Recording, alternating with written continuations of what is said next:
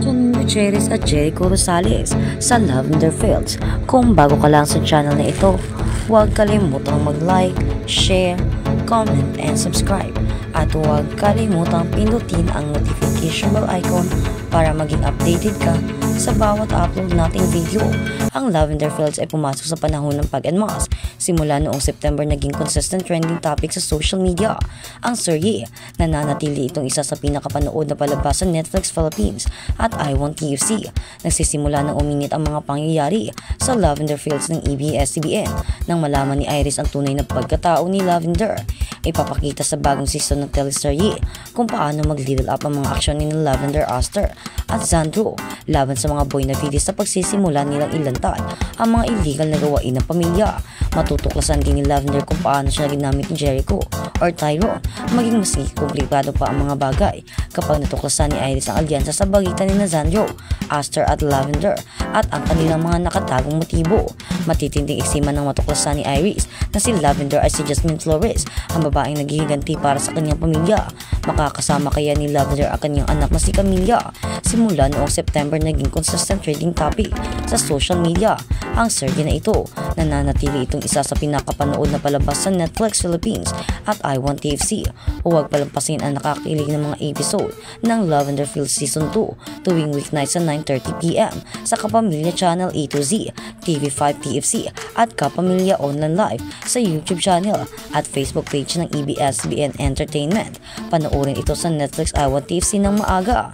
At sa kabilang banda, Sanjo Marudo magbabalik big screen after 4 years. Proud na proud maging daddy. Klinaro ni Sanjo Marudo na hindi nila tinatago sa publiko ang anak nila ng asawang si Ria at Heidi, ngunit sadyang masyado pa raw itong bata para ibandera sa social media. Marami kasing netizens ang nagsabing itinatago ni Sanjo at Ria ang panganay nila at may iilan pang nagtatanong kung hindi raw ba sila proud sa anak nila. Sobrang proud ang aktor sa anak niyang lalaki at sa katunayan ay ramdam namin ang saya ni Sanjo sa pagkukwento tungkol sa anak dahil hindi nawawala ang ngiti nito. Hindi ko naisip ang name reveal o face reveal pag may nagtanong at gusto makita pinapakita ko at sinasabi ko ang pangalan pero hindi para iharap o i-post ko sa online.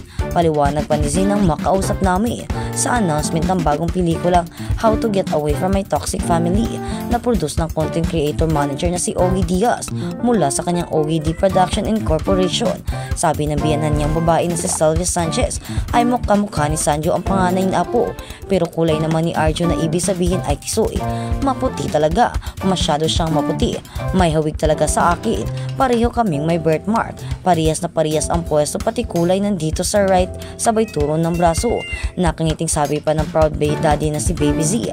Sabi pa ng aktor, wala pa siyang 2 months, masyado pang bata kaya hindi pa nakapost sa social media.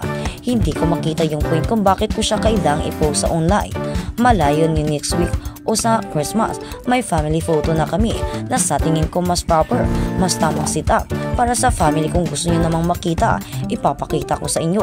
At ipinakita nga ng aktor ang pangalan nila ni Ria at gwapo nga, mukhang bungis-ngis o mahilig tumawa base sa nakita naming video at nakuha ng bata ang nguso ng ama. Medyo malaki ang mga mata na tila nakuha kay Ria at pag tumawa ay hawig din sa mga ataydi. Kaya tingin namin ay hati ang hawig ni Baby Z sa magulang niya. Kwento pa ni Sanjo, nang una niyang marinig ang iyak ng anak ay natulala siya at hindi niya maintindihan ang pakiramdam na kinakabahan, may takot at masaya. Pero hindi naman daw siya naiyak dahil iniisip din niya ang kalagayan ng asawa niya. Iba yung pakiramdam, iba yung feeling na hindi ko pa naramdaman ever na kahit na umaarte ako ng mga eksenang may anak. Hindi pala ganoon. Malaki ang nabago sa akin at ito ang pinakamagandang nangyari sa buhay ko. Pinakamasarap sa naramdaman ko sa buong buhay ko. Paglalarawan pa ni Sanjo sa sarili ngayong may anak na.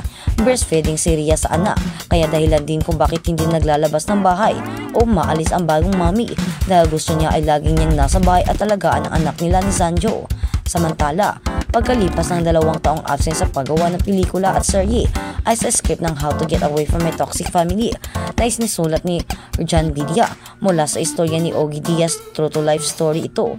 Sabi ni Ogie ay nanghingi ng workshop si Z para i-refresh ang kanyang pag-arte. Tila nakarelate si Sanjo sa kwento ng How to Get Away from My Toxic Family dahil bilang middle child ay ganito na rin siya sa bahay nila.